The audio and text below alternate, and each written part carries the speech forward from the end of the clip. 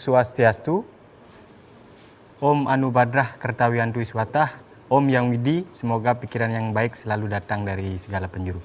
Baiklah, pemirsa TPRI Sumatera Selatan yang budiman, dimanapun Anda berada, bagaimana kabarnya hari ini? Semoga selalu dalam lindungan Ide Sang Widiwasa atau Tuhan Yang Maha Esa.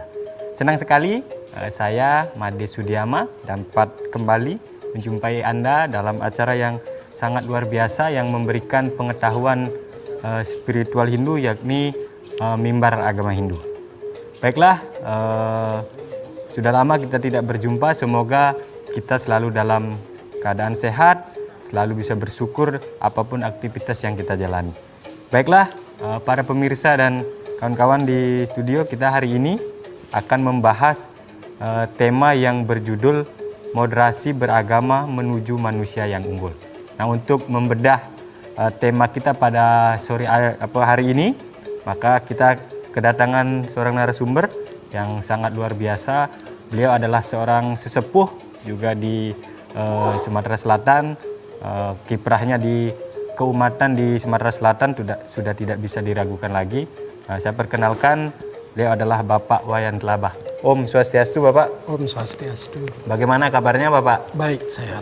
Astagfirullah. Terima kasih, Pak, sudah hadir bersama kita pada acara ini. Selain narasumber kita juga ditemani adik-adik kita atau rekan-rekan kita dari Kesatuan Mahasiswa Hindu Dharma Indonesia Sumatera Selatan atau sering disebut dengan KMHDI Sumsel. Om Swastiastu. Ya, terima kasih rekan-rekan sudah hadir pada kegiatan sore hari ini. Baiklah, Pak, tadi saya sudah menyinggung tentang tema kita pada hari ini, yaitu tentang moderasi beragama menuju manusia yang unggul. Nah, itu boleh dijelaskan kepada kita, saya terutama, dan pemirsa di rumah, apa sih moderasi beragama untuk menjadi menuju manusia yang unggul itu? Silakan. Baik, terima kasih atas kesempatannya. Jadi tema ini sedang hangat-hangatnya. Betul. Ya, sedang hangat-hangatnya di tengah kita. Mudah-mudahan bincang-bincang kita ini juga memberikan suatu pandangan, masukan gitu ya. Harapan kita seperti begitu. Jadi bincang-bincang ini ya bermanfaat bagi kita, bermanfaat bagi khalayak, masyarakat dan sebagainya. Nah, berkaitan dengan moderasi, kata moderasi itu memang sudah terlalu sering kita dengar gitu ya. Ada yang bilang moderat, jalan tengah dan sebagainya gitu ya. Tapi kalau tadi moderasi beragama menuju manusia unggul gitu kan, itu menjadi satu kesatuan yang tentu pengertiannya tidak letterlock gitu ya. Jadi ya bisa saja moderasi itu merupakan suatu adaptasi gitu ya, di mana kita punya potensi unggul itu tumbuh dan berkembang gitu ya. Nah, jadi kita semua seperti yang kita sadari bersama, Indonesia ini sangat unik gitu ya. Etnisnya banyak. Ya, kemudian keyakinan agama budayanya juga banyak gitu ya. Ya. Jadi agar tidak menjadi benang kusut, mestinya kita melangkah saling menyesuaikan. Kalau orang baris berbaris misalnya, dipilih orangnya besarnya sama, tingginya sama, sehingga derap langkahnya sama. Nah, kita ini tidak, bangsa ini tidak, ada yang tinggi, ada yang kecil, ada yang sedang. Sedangkan kita harus melangkah bersama. Disinilah kita saling menyesuaikan, kalau saya umpamakan seperti itu. Jadi yang langkahnya, yang tinggi langkahnya panjang ya, dikira melangkah itu supaya tidak terlalu lebar gitu ya. Yang kebetulan yang kecil itu langkahnya agak diperpanjang sehingga kita maju bersama. Nah, begitu kira-kira. Nah, berkaitan dengan moderasi beragama gitu ya. Di sini kan sasarannya umat beragama, termasuk kita-kita yang umat Hindu gitu kan. Nah, kemudian agama itu sendiri gitu ya. Jadi moderasi beragama gitu ya. Bagaimana ke depan? Nah, jadi dalam hal ini agar kita bisa berbincang-bincang lebih leluasa, ada beberapa hal yang perlu kita pahami. Satu, kita mesti paham siapa manusia itu. Ya. Kemudian apa sih agama itu? Sehingga bagaimana hubungan manusia dan agama? Apa harapannya sehingga ada sekarang moderasi dan sebagainya. Ya, betul. Nah, seperti kita ketahui bersama bahwa secara ilmiah ya, makhluk hidup ini dikelompokkan menjadi dua kingdom. Jadi kingdom plantae dan kingdom animalia. Ya, kelompok tumbuhan dan kelompok hewan atau kelompok binatang. Nah, kita bertanya pada diri sendiri, di mana aku berada? Di golongan Nah, mana dari berada? dua kelompok itu, kelompok hewan dan kelompok tumbuhan, ternyata kita manusia ini ada di kelompok hewan. Mungkin ada pihak-pihak yang merasa tersinggung, kenapa aku direndahkan? Ya. Boleh saja menganggap diri tinggi, tapi tunjukkan ketinggian itu di mana. Nah, kita berada di kelompok hewan atau di golongan binatang. Nah, kalau namanya satu kelompok berarti memiliki kesamaan. Nah, kita dengan harimau itu ada kesamaannya. Lalu bertanya kita, apa perbedaannya? Ya, perbedaannya apa dengan Kalau harimau lapar, maka dia dengan buas berburu mangsanya. Ya.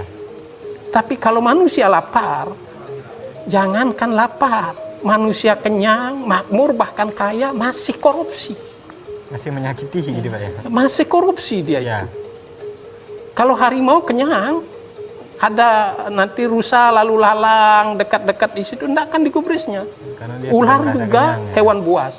Kalau ular sebesar paha, kemudian nelan seekor kambing, bisa seminggu, minimal seminggu dia tidur. Ya. Diucel-ucel juga tidak akan bangun. Nah, kalau manusia seperti tadi saya katakan, jangankan yang lapar, yang kenyang, yang makmur, bahkan yang kaya, korupsi. Begitu jahatnya manusia. Ya. Bahkan kita sangat prihatin di Indonesia sampai mendirikan lembaga korupsi. Nah, ini kondisi kita. Ya. Nah, itu dari sisi ilmiah kita melihat manusia. Kemudian kalau kita lihat dari sisi spiritual, ya, kita lihat dari sisi spiritual. Ya, kalau menurut Hindu, ya, manusia itu terdiri dari dua bagian penting. Jiwa, raga, jasmani, rohani, gitu. Purusa pradana atau purusa prakrti. Nah, prakrti itu membawa 3 sifat yang disebut dengan triguna. Satwam, rajas, tamas. Satwam itu sifat baik, tamas itu sifat buruk, sedangkan rajas itu bernafsu. Nah, jadi kalau kita lihat ketiga sifat ini, triguna ini, satu yang baik, dua yang buruk. Nah, dikatakan secara teori, kalau satwam yang mendominasi, manusia itu baik. Kalau tamas yang mendominasi, manusia itu jahat. Tapi kalau nafsu yang mendominasi, manusia itu serakah, tamak, ego, dan sebagainya. Nah, kalau sekarang sama-sama sebanding kekuatannya, dari 3 sifat itu, berarti sifat jahat itu yang akan menang, karena lebih banyak. Artinya dari 3 itu harus balance gitu. Nah, ini secara spiritual. Artinya, tidak gampang menjadi manusia baik. Satu, kita punya sifat kebinatangan tadi. Kedua, secara spiritual, dari 3 triguna tadi, sifat itu, 2 yang negatif. Jadi kita tidak ujug-ujug bisa menjadi baik, tidak. Kalau kita baca-baca, Siddhartha menjadi Buddha, itu lebih dari 500 kali kelahiran. Jalaluddin Rumi menjadi seorang sufi yang kesohor, itu lebih dari 700 kali kelahirannya. Memang sih tidak 700 kali jadi manusia, karena di dalam puisinya Rumi itu dikatakan sekian kali jadi tumbuhan, jadi pohon, sekian kali jadi binatang, kemudian jadi manusia. Kenapa aku takut mati? Karena nanti malaikat juga terlampaui. Nah, begitu. Jadi hidup ini berevolusi. Jadi kalau kita nemukan orang-orang jahat, yaitu kalau sering dibahasakan itu manusiawi gitu loh. Ya. Itu kondisi. Nah, manusia dibandingkan dengan makhluk hidup yang lain, keunggulannya dalam hal berpikir, kemampuannya memilah mana yang baik, mana yang buruk, gitu kan, mana yang salah, mana yang benar. Nah, kemudian disitulah agama diturunkan agar manusia ini menjadi makhluk mulia, gitu. Tapi kenyataannya, gitu loh, kenyataannya bisa saja orang beragama, ya, hafal ayat-ayat suci, tetapi dia begitu sadis. Ya, aplikasinya Itu realisasi, gitu. Itu realita, itu fakta, gitu. Nah, sekarang gitu ya, artinya kita sama-sama memiliki kekurangan, keterbatasan dan sebagainya. Mari kita bekerja sama, saling mengingatkan. Dengan adanya berbagai agama di negara kita, ini juga menjadi pembanding. Oh, kawan-kawan kita yang umat A itu baik-baik orangnya, sosial, penyayang dan sebagainya. Kenapa kita ego gitu loh? Nah, itu perlu. Kalau kita homogen, tidak ada yang kita lihat kanan kiri. Jadi kalau sudah agamanya banyak, kita lihat kawan yang A baik-baik, kawan yang B bagus-bagus, kawan yang C harmonis, mengapa kita tidak? Nah ini juga jadi pelajaran. Nah kita syukuri kebinekaan, keragaman, kemajemukan yang ada di negara kita. Bukan hanya itu yang kaya Indonesia, termasuk juga kekayaan alam gitu kan. Itu juga kaya. Indonesia kaya semuanya. Tapi bagaimana kita ke depan harmonis gitu. Ya. Nah itu adalah Bapak menjelaskan itu secara konsep Hindu, secara spiritual. Nah kalau kita melihat sendiri, Pak, moderasi beragama itu adalah program dari pemerintah melalui Kementerian Agama. Selalu menggaungkan bahwa kita harus sebagai umat beragama harus menggaungkan yang namanya moderasi beragama. Nah, kalau menurut Bapak sendiri sebagai agama Hindu, terus sebagai sesepuh juga yang berkecimpung di dalam kehidupan sosial bermasyarakat, melihatnya itu seperti apa? Jadi begini, kehidupan moderasinya. Kita lihat dari sudut pandang agama kita dulu. Ya. Sebagai orang Hindu, kita diajarkan yang disebut dengan Trikaya Parisuddha. Jadi 3 hal yang disucikan. Trikaya Parisuddha itu terdiri dari manacika, wacika, dan kayika. Berpikir yang baik, berkata yang baik, dan bertindak yang baik. Tidak perlu belajar sloka, belajar ayat yang rumit-rumit, dihafal segala macam. Gitu kan? Lihat saja, katanya berpikir yang baik, berkata yang baik, bertindak yang baik, selesai masalah itu. Tidak perlu hafal sloka, hafal ayat, apalagi yang ribuan, tidak perlu. Lihat diri itu, saya sudahkah berpikir yang baik? Sudahkah saya berucap yang baik? Sudahkah saya bertindak yang baik? Itu cukup. Itu dengan cara awam gitu loh. Seperti saya awam, bukan orang agama, begitu saja mengukur. Kalau ternyata saya sering, maaf ya, omongannya kasar karena ini kita berbicara ini kan, jadi suka memaki, ngumpati, misuhi, ngutuki, itu tidak berucap yang baik gitu loh. Itu dari segi Trikaya Parisuddha. Kemudian kita juga diajarkan tentang ahimsa, tidak menyakiti, tidak, kalau pikiran kan saya berpikir buruk tentang si A, tentang si B, orang nggak tahu kan. Betul. Tapi kalau saya berucap tidak baik, ya tadi umpamanya ngumpati, memaki, misuhi, itu kan ucapan yang menyakiti. Nah kemudian tindakan, gitu kan? Ya, ngebuki, mukuli, nyebati, gitu. Nah itu tindakan yang menyakiti. Nah kita sudah diajarkan itu ahimsa, tidak menyakiti. Nah tidak perlu apal sloka, ayat, tidak perlu. Itu saja dipakai ngukur. Dengan ucapan saya, dengan tindakan saya, adakah pihak-pihak yang teraniaya? Adakah pihak-pihak yang tersakiti? Ya kalau tidak, sudah lumayan itu gitu loh. Nah itu kalau dari sisi ahimsa. Kemudian juga kita diajarkan ya, jadi Mahawakya daripada Weda. Ya. Salah satu Mahawakya Weda yang disebut dengan pesan agung katakanlah gitu ya. Kalau kita bilang Mahawakya mungkin Kalayak gitu ya, yang bukan orang Hindu gitu ya, mungkin apa itu Mahawakya? Pesan agung daripada Weda mengatakan Tatwam Asi. Nah, pesan agung ini, Mahawakya ini dijadikan lambang kebesaran Kementerian Sosial. Karena Tatwam Asi ini mengajarkan kesosialan tanpa batas. Kalau secara letterlek kita katakan, aku adalah engkau, engkau adalah aku. Kita adalah semua sama. Adalah kita. Nah, ini kan susah dipahami. Yang mana aku, yang mana engkau itu sama. Butuh pemahaman yang mendalam. Kalau secara fisik kita memang berbeda. Loh, laki-laki dengan perempuan kan beda. Beda, betul. Aku beda dengan kamu, aku tidak sama dengan kamu. Bukan itu yang dimaksudkan. Terus apa yang dimaksudkan? Jadi, aku adalah engkau, engkau adalah aku. Zat hidup yang ada di diri ini. Jadi yang dikatakan diriku itu sebenarnya bukan tubuh. Diriku adalah zat hidup itu sendiri yang kita katakan. Ini tubuhku. Berarti aku bukan tubuh kan? Ya. Aku adalah zat hidup. Nah jadi bentuknya berbeda-beda. Sama kayak lampu dengan TV. Kemudian dengan kipas angin. Semua berbeda. Tapi sama, apanya yang sama? Listriknya sama. Nah begitu juga kita. Kalau kita berbicara balon misalnya. Ada balon merah, kuning, hijau gitu kan. Ya. Nah isinya udara. Begitu balon itu meletus, udaranya jadi satu. Udaranya sama, tidak berbeda. Nah begitu juga manusia, makhluk hidup. Begitu dia mati, zat hidupnya menyatu. Makanya kita tidak mengenal diterima di sisi Tuhan. Mestinya orang begitu dia mati, zat hidupnya itu menyatu dengan Tuhan. Seperti air sungai ke laut. Kalau sudah dimuara di laut, mana sungainya? Mana air sungai? Nggak kenali.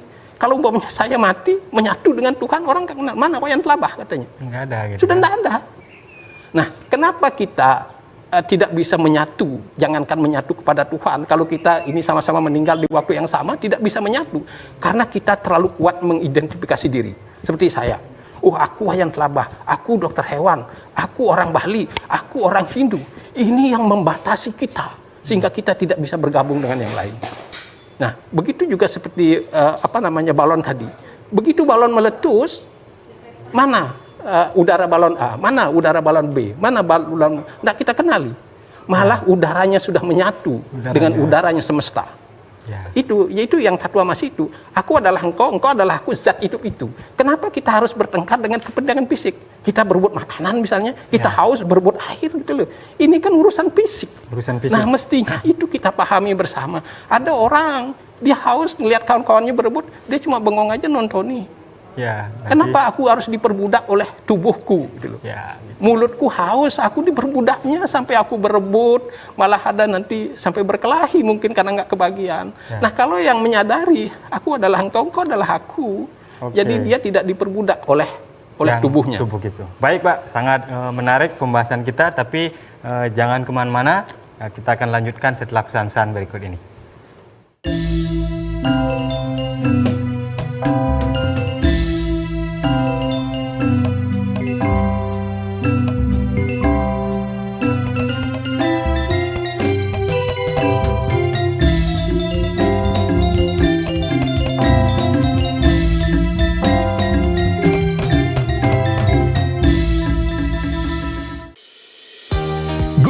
Migrasi siaran TV analog ke digital, TVRI akan memulai tahapan analog switch off di 11 kota dan Batam dan akan dilanjutkan secara nasional mulai 2 November 2022. Siaran TVRI sudah dapat ditonton melalui TV digital.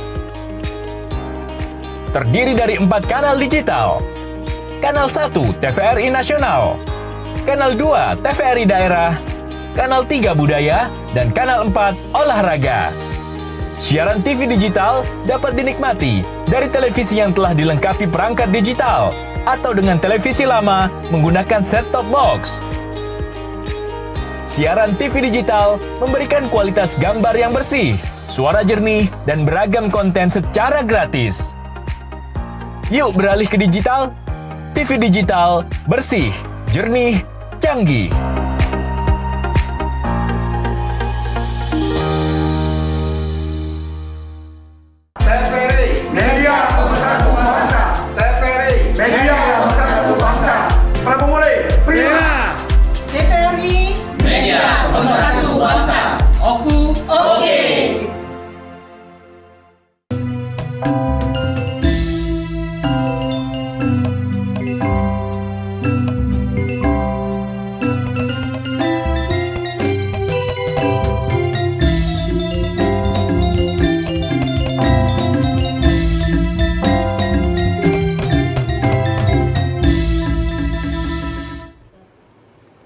Baik, terima kasih pemirsa TVRI yang Sumatera Selatan yang budiman.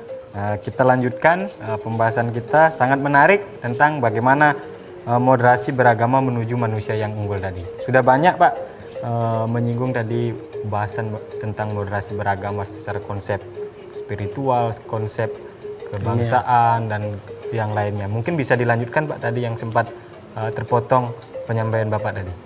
Nah, jadi berkaitan dengan agama gitu ya. Tadi kan saya sudah bilang, apa beda manusia dengan makhluk yang lain? Ya. Kita memiliki keunggulan dalam hal berpikir. Kita bisa memilah ya, memilah mana yang baik, mana yang tidak baik, yang buruk, mana yang benar, mana yang salah. Nah, keunggulan inilah yang mestinya memuliakan kita. Itulah sesungguhnya kemudian manusia unggul gitu. Kita dididik dengan ajaran agama.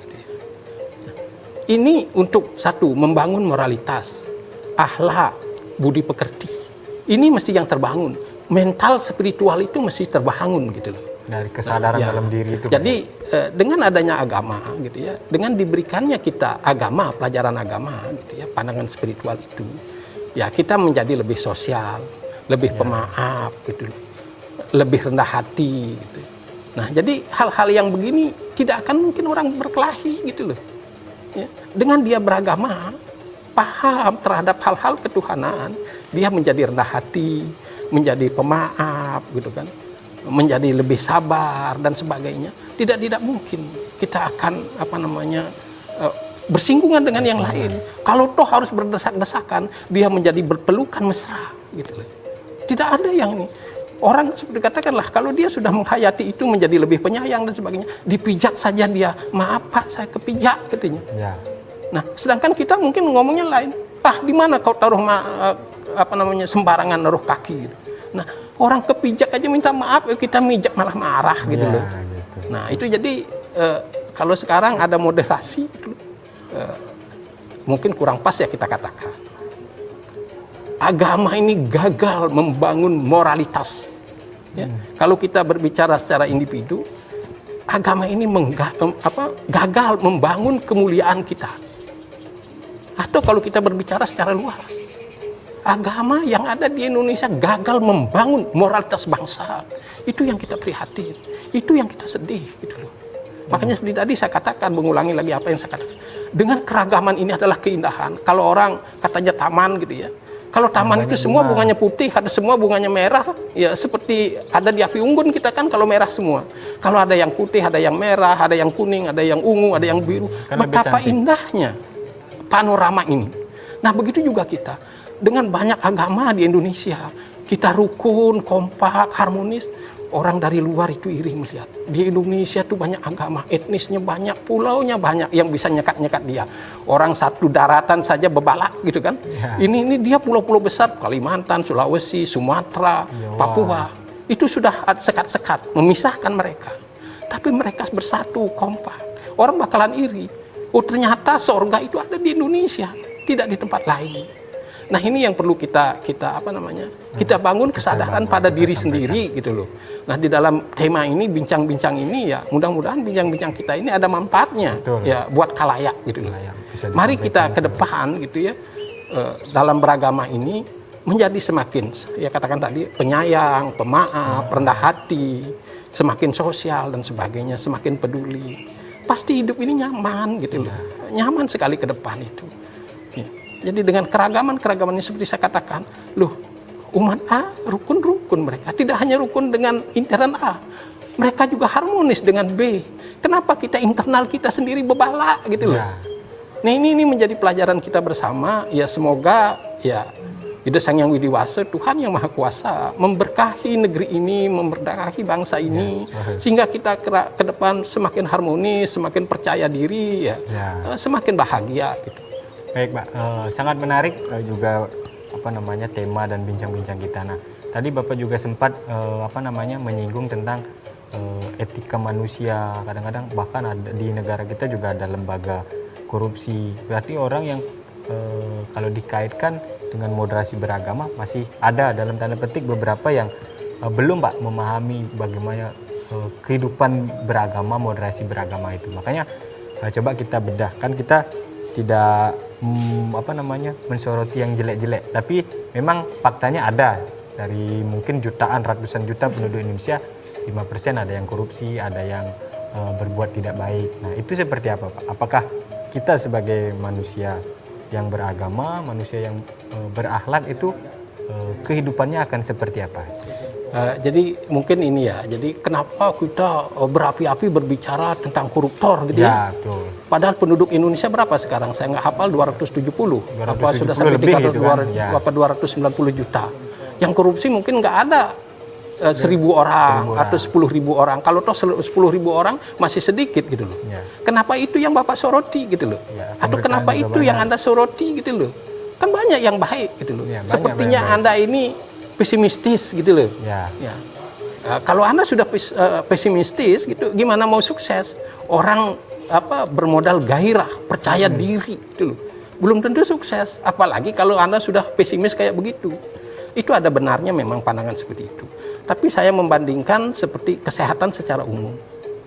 Yang sehat itu enggak kita urusi, enggak kita pandang. Ya. Yang sehat itu mau bekerja, mau tamasya, mau kemana, enggak kita peduli. Yang sakit, yang sedang terkapar, yang sedang di ICU, itu yang kita perhatikan. Jika semua sudah pada sehat, ya tentu semua merasa nyaman. Karena kenapa? Kalau kita ada di tengah-tengah orang sakit, kita kan nggak nyaman. Ya. Kata orang kita di masyarakat Sunda, kaget aku ketularan katanya. Nah itu kan orang nggak nyaman.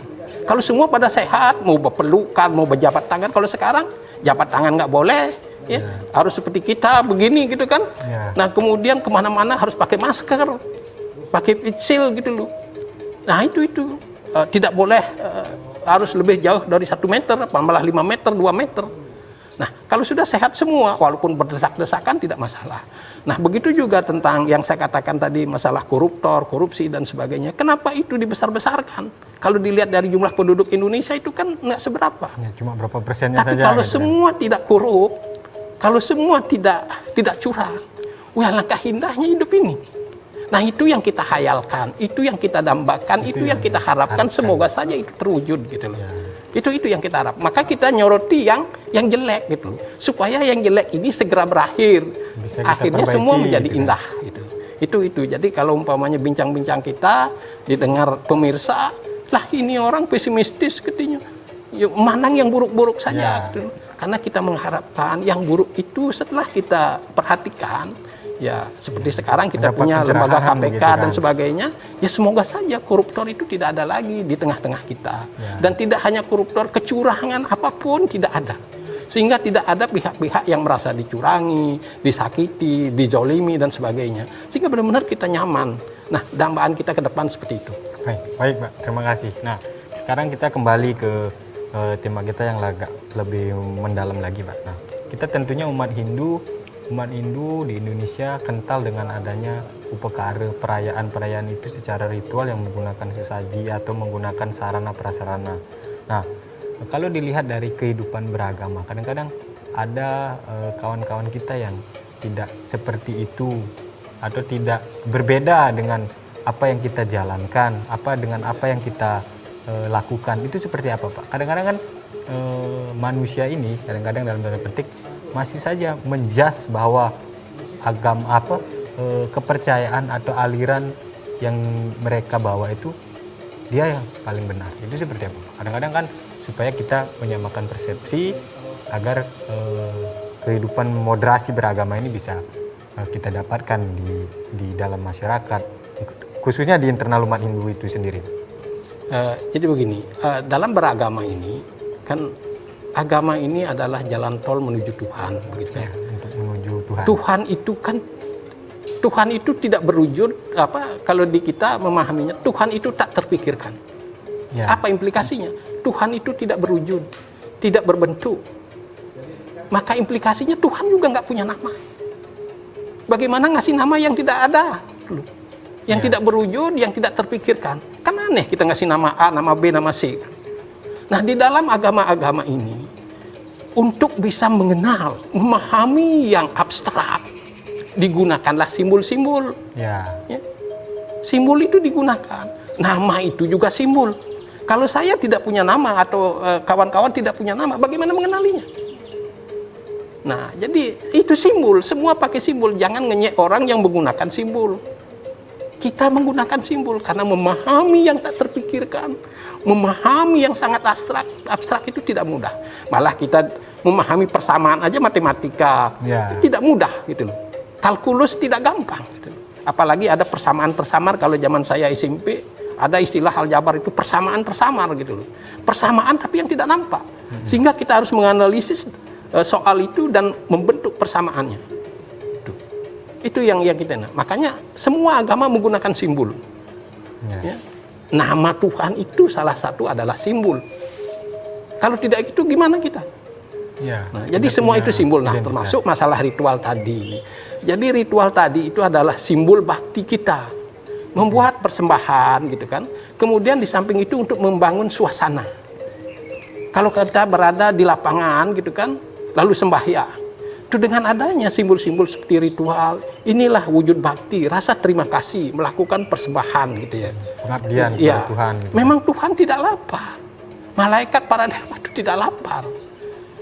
Kalau nggak salah, ada orang yang bisa hidup tanpa makan, tanpa minum. Karena dia bisa hidup melalui udara dan cahaya. Tapi katanya dia mau hidup seperti itu. Saya ketemu orang, ditegur. Kalau kamu hidup mau seperti itu, tidak makan, tidak minum, orang tidak memberikan pelayanan pada kamu. Hiduplah seperti orang biasa, agar ada orang yang melayanimu dan kamu saling melayani. Saya sedih ngomong gitu. Karena saya orangnya begitu secara spiritual tinggi sekali. Saya bilang, Anda bisa hidup tanpa makan, tanpa minum. Iya, katanya. Tapi saya ditegur oleh yang gaib, katanya. Kamu harus makan, harus minum seperti yang lain. Agar hidup itu saling melayani. Saling mengasihi. Kalau hidup sendiri tidak makan, tidak minum, kita kan nggak kontak dengan orang. Betul. Jadi umpamanya saya disodori air minum tadi kan, saya minum. Yang nyodori senang. Oh, yang saya kasih diterimanya dengan senang hati. Gitu loh. Kita punya hubungan emosional yang positif. Saya baru duduk sudah disuguhi air. Baru disuguhi air itu sudah habis diteguknya. Nah, ya kan? Oh, ternyata apa yang kulakukan tidak sia-sia. Nah, ini hidup ini itu yang mengakrabkan kita, mendekatkan kita. Nah, makanya ada kawan saya itu katanya saya ditegur, saya bisa hidup tanpa makan, tanpa minum. Karena saya bisa kayak anggrek ditaruh di pohon, dia tidak menyentuh tanah, tapi dia dapat zat hidup itu untuk bertahan hidup itu dari udara. Ya seperti nitrogen gitu kan, karena nitrogen itu ada di udara, dia bisa dapat ngolah itu.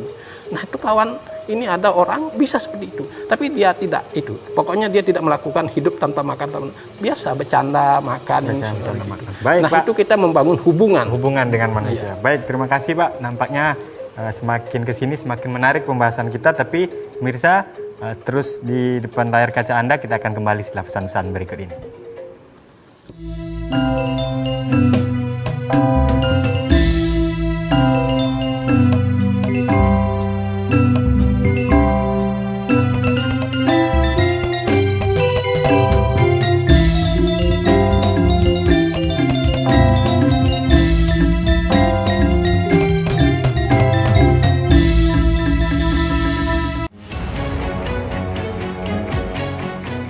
Pandemi COVID ini kita jadikan momentum untuk melakukan percepatan transformasi digital. Era TV digital ini sudah di depan mata. Yang penting untuk masyarakat itu kualitas siarannya bagus.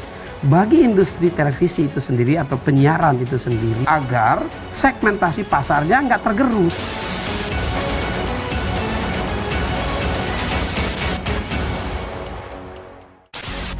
Sejarah panjang dunia penyiaran diawali dengan hal yang sederhana, yaitu informasi.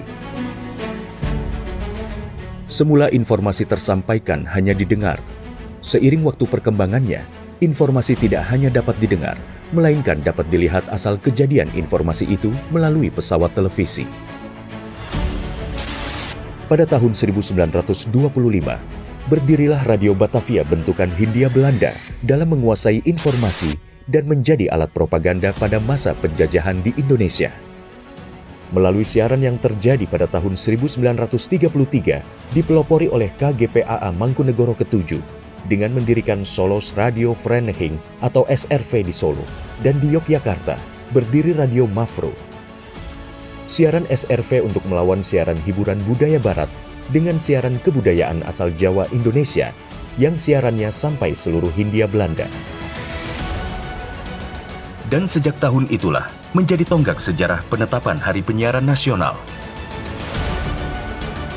Pada tahun 1945, lahirlah Radio Republik Indonesia, dan di mana teks proklamasi tersiarkan ke pelosok negeri yang menyatakan Indonesia merdeka. Sejarah dari dunia televisi adalah pada tahun 1962, di mana TVRI sebagai televisi pertama Indonesia yang mengudara dan menyiarkan langsung pembukaan Asian Games keempat di Indonesia.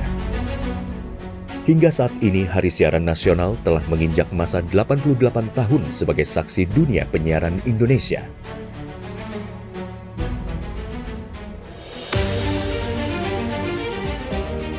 Sehingga perkembangan teknologi penyiaran menjadi faktor utama dalam menentukan kualitas penyiaran demi Indonesia maju. Namun masih banyak daerah yang tidak dapat ikut andil dalam pemerataan ekosistem dunia penyiarannya. Solusinya adalah Analog Switch Off atau ASO. Penyiaran secara analog akan segera berakhir menuju era digital yang menyeluruh. Kementerian Kominfo adalah rumah TV digital. Bersama pihak terkait mewujudkan kesuksesan peralihan ESO menuju penyiaran digital.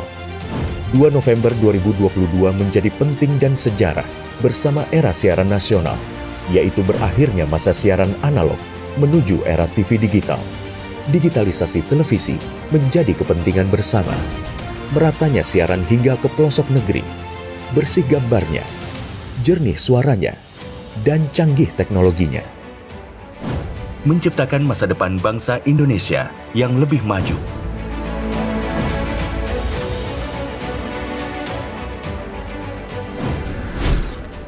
Halo semuanya, aku Modi, maskot TV Digital Indonesia. Aku akan membantu semua orang menuju migrasi TV digital. Di mana? Di siarandigital.id dan call center 159. Ayo semuanya, dukung migrasi TV digital. Bersih gambarnya, jernih suaranya, dan canggih teknologinya.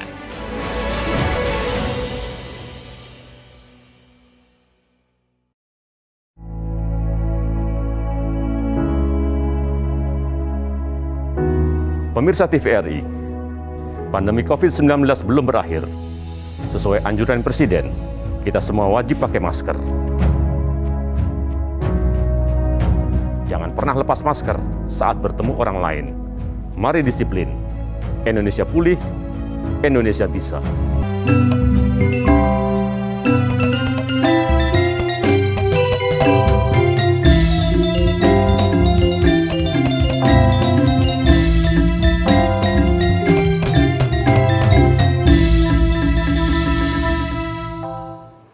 Baik, terima kasih pemirsa TVRI Sumatera Selatan masih setia menyaksikan siaran kami, siaran Mimbar Agama Hindu. Baik, kita lanjutkan. Nah, untuk memperdalam makna tentang moderasi beragama menuju manusia yang unggul, maka mari kita dengarkan pembacaan sloka yang akan dibawakan oleh saudara kita Komang Ayu dan Nilo Eka Yuliani. Disilakan.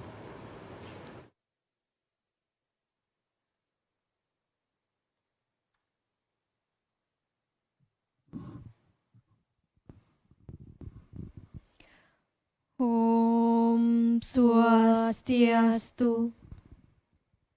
Pembacaan Bhagavad Gita, Adhyaya 3, Sloka 25.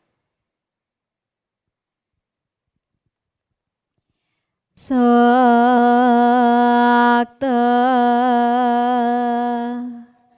karmani aviwamsu yata kurwanti Bharata kuryad viwams tata sakta cikir surloka sangraham.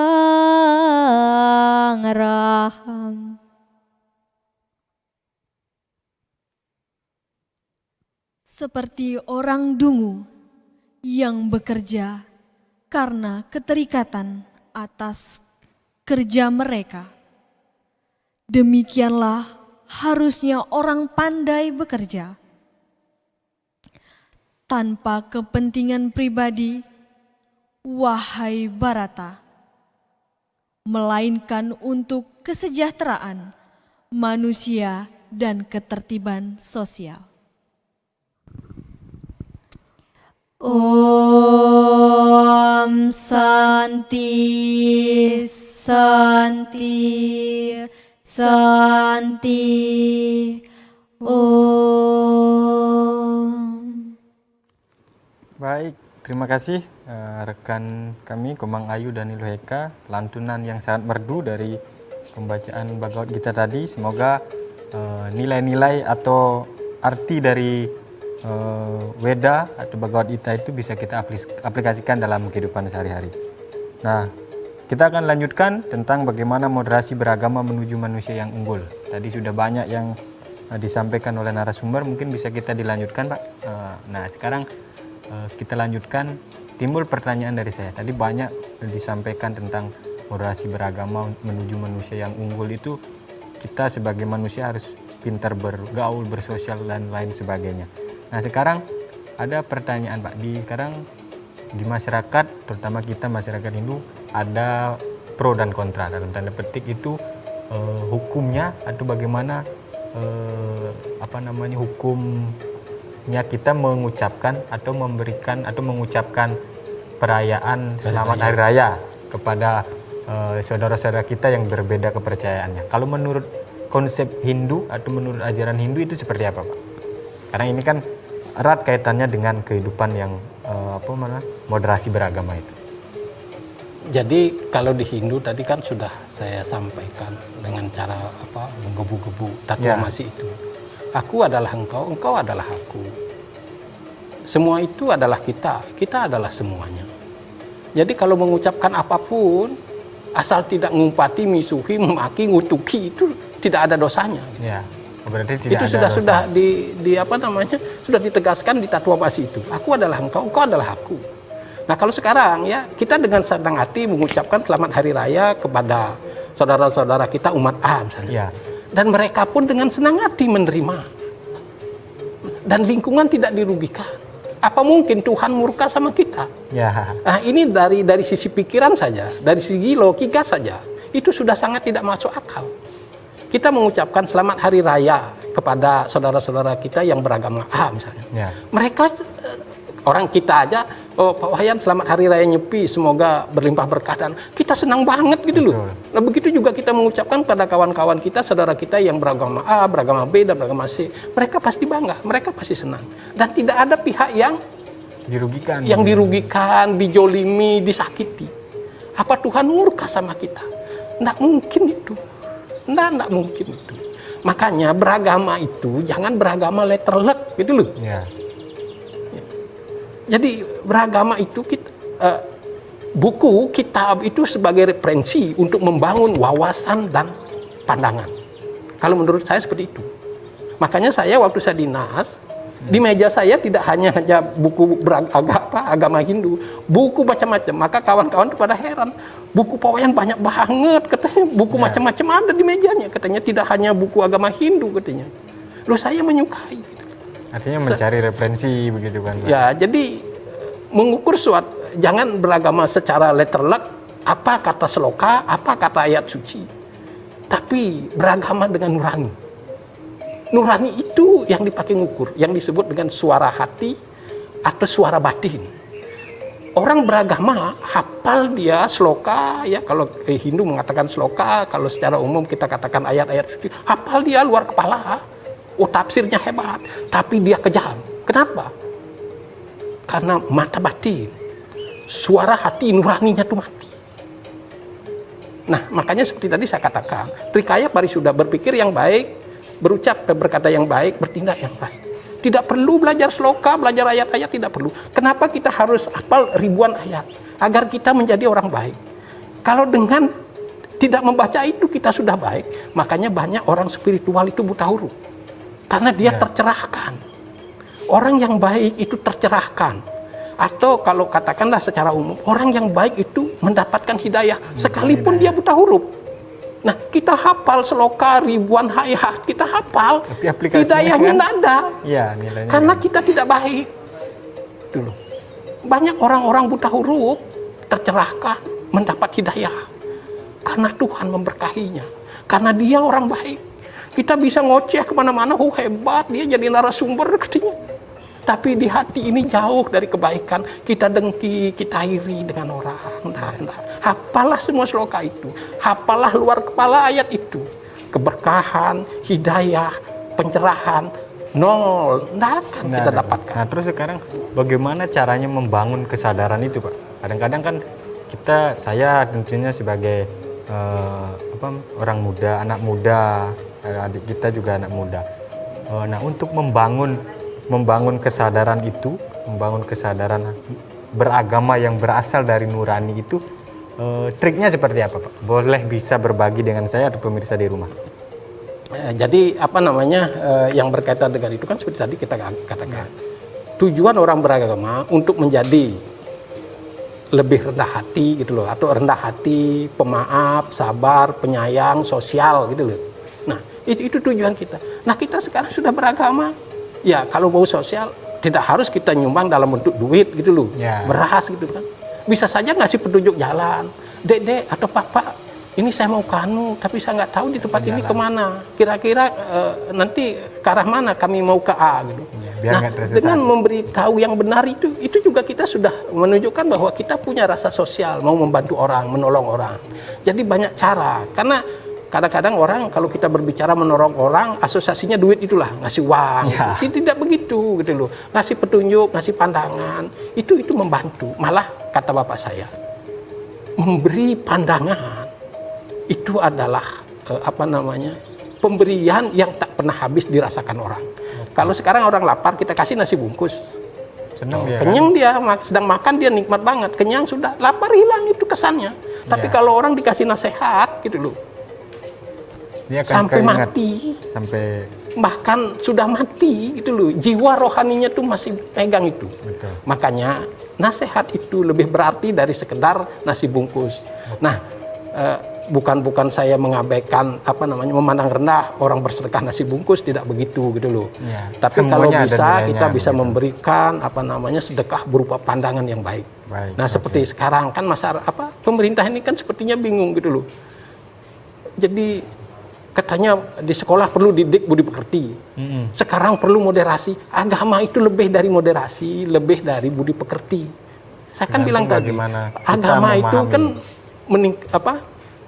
meningkatkan moralitas, meningkatkan akhlak, meningkatkan budi pekerti, hati nurani. Ya. Kemudian rendah hati gitu. Merasa ini rendah hati, menjadi orang yang rendah hati. Tapi malah ayat-ayat itu ya, sloka-sloka itu barangkali kalau kita internal Hindu digunakan untuk menghasut orang, memprovokasi orang, mengintimidasi orang. Nah, orang bilang kalau orangnya PA, katanya PA itu pendek akal ya? Ya, betul. Ya, PA, sumbu pendek, terbakar itu. Nah, pancing dia. Kalau aparat keamanan juga terbakar, orang demo, bergelimpangan mayat itu siapa tanggung jawab? Ya. Nah, makanya jangan main-main gitu loh. Banyak harus yang kita lakukan gitu. Baik Pak, mungkin sudah banyak yang kita bahas. Mungkin kalau dari rekan-rekan kita, ada unek-unek atau ada yang ingin pertanyaan yang disampaikan kepada narasumber, disilakan.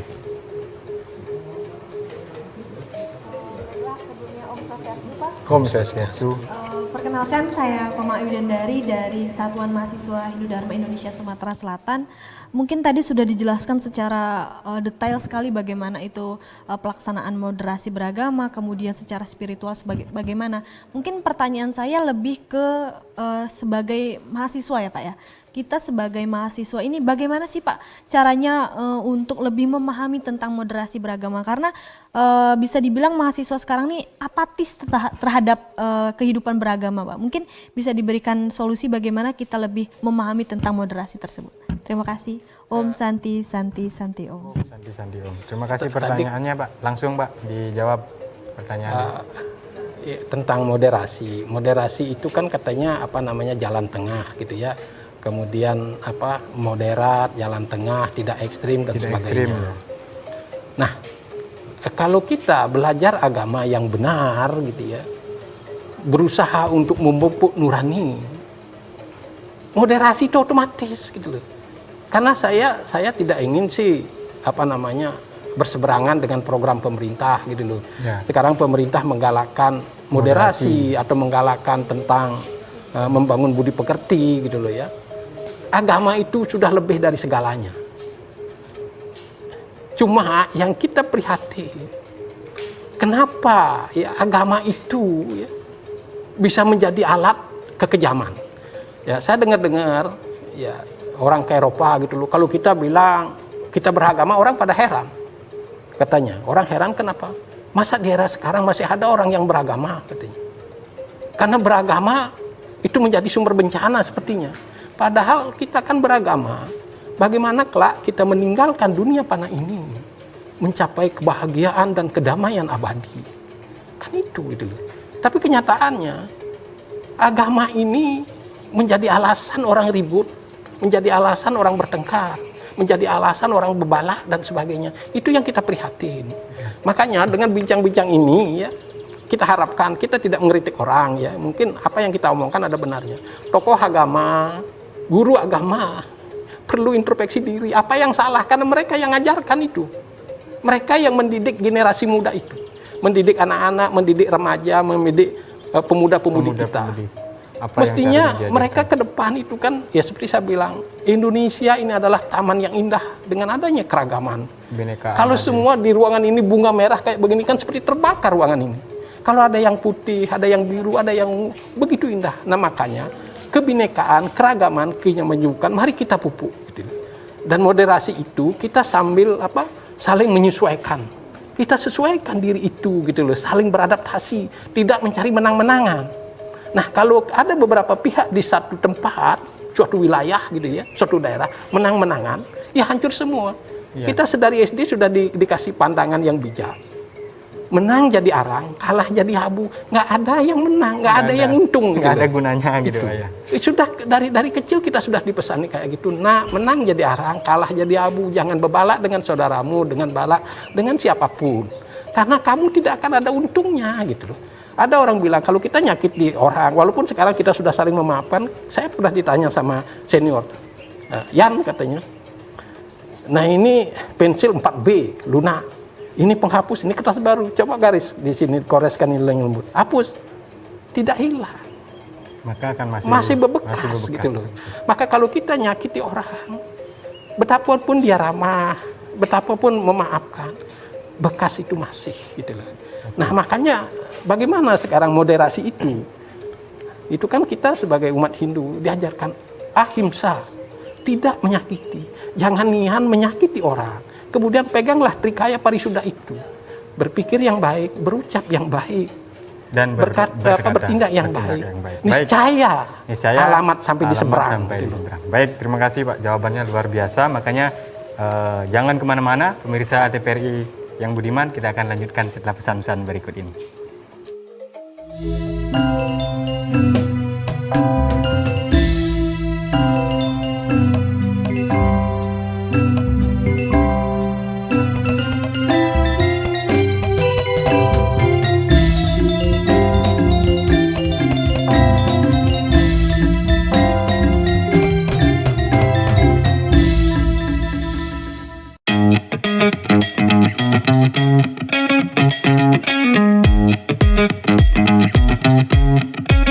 Saat beraktivitas, jangan lupa untuk memakai double masker. Pusat Pengendalian dan Pencegahan Penyakit Amerika Serikat (CDC) mengatakan, masker double bisa efektif dalam mencegah penularan COVID-19. Masuknya berbagai varian baru menuntut kita untuk lebih ketat memproteksi diri. Tapi, memakai masker double, penggunaannya juga harus tepat. Ini dia panduannya.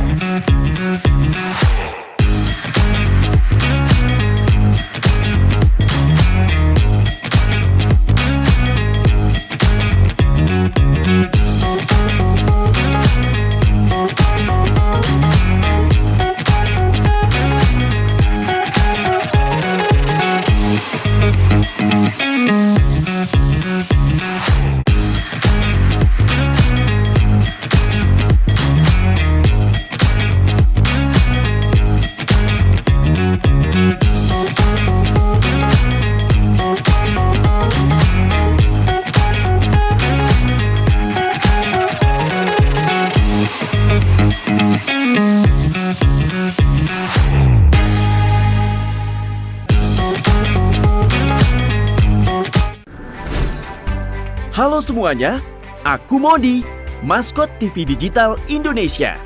Aku akan membantu semua orang menuju migrasi TV digital. Di mana? Di siarandigital.id dan call center 159. Ayo semuanya, dukung migrasi TV digital. Bersih gambarnya, jernih suaranya, dan canggih teknologinya.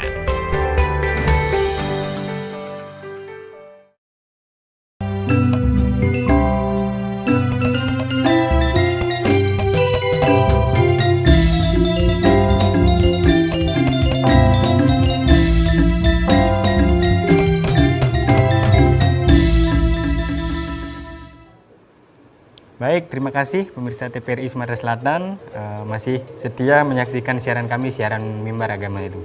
Tapi sudah tidak terasa kita sudah berada di penghujung acara dengan bahasan yang luar biasa tadi tentang bagaimana membahas moderasi beragama menuju manusia yang unggul. Nah, mungkin Pak narasumber bisa disampaikan kesimpulan atau poin-poin penting apa sih yang sudah kita bahas pada hari ini kepada kami di sini, kepada pemirsa di rumah, supaya pemirsa di rumah dan halayak umum bisa memahami apa yang bisa disampaikan. Silakan Pak, bisa disampaikan kesimpulan saja dengan singkat, padat, dan jelas kepada masyarakat di rumah. Silakan Pak. Oke, baik, terima kasih. Jadi kita bersyukur ya bangsa Indonesia ini terdiri dari berbagai etnis dan juga multi keyakinan gitu ya, banyak agama di Indonesia. Kita yakini, percaya gitu bahwa agama itu adalah untuk mendidik moral, akhlak, budi pekerti agar kita menjadi penyayang, ya, pemaaf, penyabar, rendah hati dan sebagainya. Jadi itu kita beragama itu. Kemudian dengan digalakkannya moderasi, patut kita dukung program-program pemerintah ini agar kita ke depan dengan adanya kebinekaan, kemajukan, keragaman dan sebagainya itu kita ke depan menjadi semakin harmonis, ya, saling beradaptasi, saling menyesuaikan dan sebagainya, sehingga bangsa besar yang kita dambakan itu benar-benar terwujud gitu. Saya kira demikian. Terima kasih. Baik, terima kasih Pak Wayan, luar biasa hari ini. Terima kasih kepada Komang Ayu dan Iloeka. Dan terima kasih juga pada pemirsa TVRI Sumatera Selatan yang di rumah sudah setia menyaksikan siaran kami. Semoga apa yang kita bahas hari ini dapat bermanfaat untuk kita semua sehingga kita meningkatkan serada dan bakti, meningkatkan nilai sosial kemasyarakatan kepada masyarakat dimanapun Anda berada. Baik, saya Made Sudiama dan mewakili rekan-rekan yang bertugas pamit undur diri. Mohon maaf jika ada salah-salah kata. Kepada Ide Sang Yang Widiwase, saya mohon ampun dan saya akhiri dengan para musanti. Om Santi Santi Santi Om.